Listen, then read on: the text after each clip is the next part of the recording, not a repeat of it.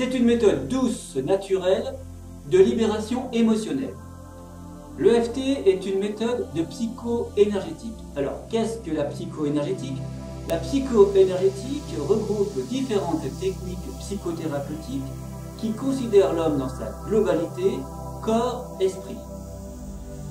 L'EFT permet de changer son comportement en éliminant les messages dissonants ancrés dans l'esprit et permettant d'intégrer de nouveaux schémas, de nouveaux concepts. C'est un mariage entre la médecine traditionnelle chinoise et la médecine conventionnelle. L'EFT est une méthode autonome que tout un chacun peut utiliser dans son quotidien. Comment cela fonctionne? Tout en tapotant sur des points d'acupuncture et en étant concentré sur une émotion, on va permettre de rééquilibrer les méridiens. On a coutume de dire que l'EFT est une acupuncture émotionnelle, une acupuncture sans aiguille. Pour finir, je citerai la phrase culte de Gary Craig: toute émotion négative est une perturbation du système énergétique corporel.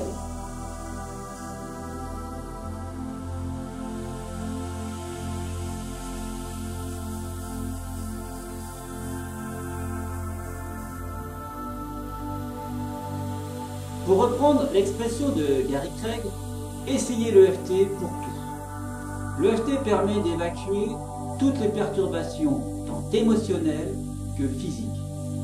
Alors pour cela, il convient de traiter des aspects du problème et d'être spécifique.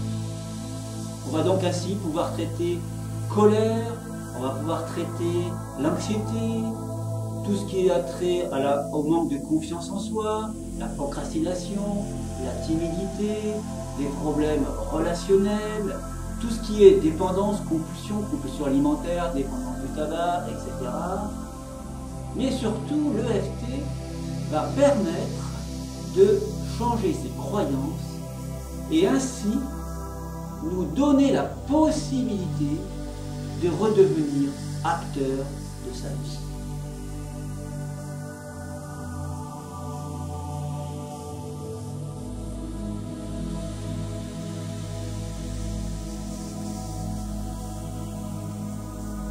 Nous commençons tout d'abord à mesurer l'intensité de l'émotion dans le temps présent. Pour cela, nous allons prendre des valeurs graduelles de 0 à 10, de faible à très fort, et nous allons donc déterminer ce que l'on appelle le SUD, en anglais Subject Unit of Distress, c'est-à-dire unité subjective de stress. Ensuite, nous allons travailler sur ce que l'on appelle l'inversion psychologique, c'est-à-dire l'inversion des polarités, en répétant 3 fois une phrase, tout en tapotant sur le point dit karaté. Et c'est à partir de ce moment-là que nous allons développer des séquences en tapotant sur les points d'acupuncture bien spécifiques, tout en restant bien concentré sur son émotion. Alors pour découvrir ces points, et leur positionnement et leur correspondance, je vous invite à aller voir la vidéo que j'ai créée à ce sujet.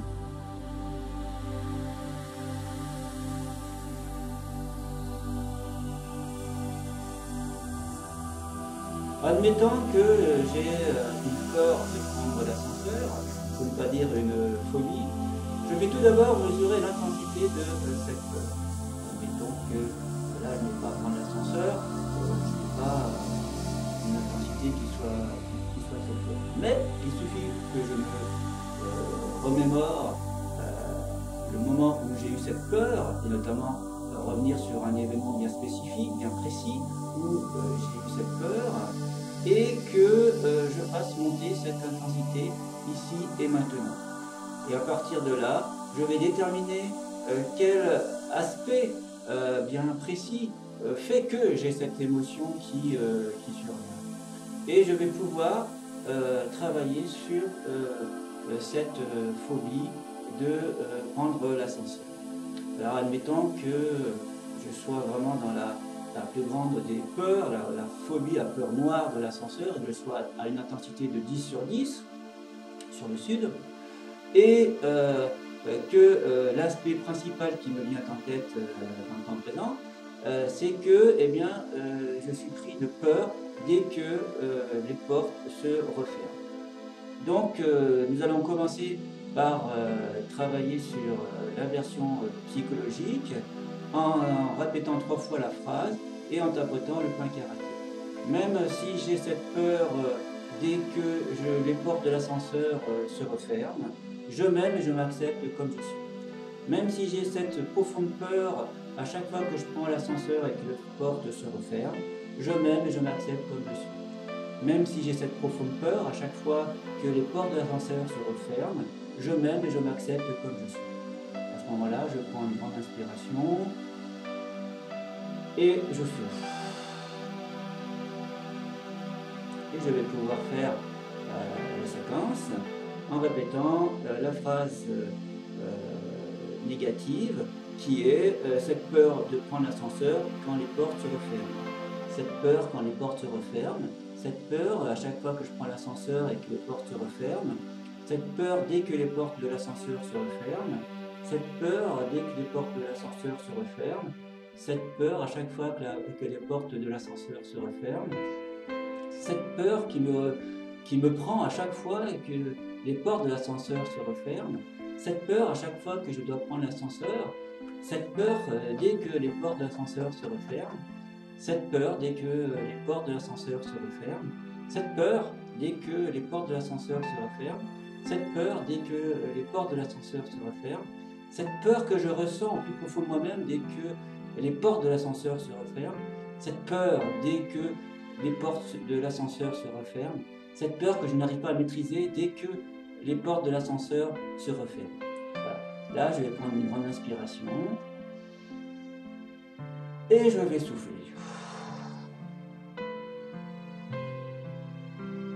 Et c'est maintenant que je vais juger de l'intensité de cette peur, savoir si elle est toujours aussi forte, si elle a baissé et s'il y a d'autres aspects qui apparaissent. Et dans ce cas, je vais continuer à travailler en effectuant d'autres séquences de la même façon.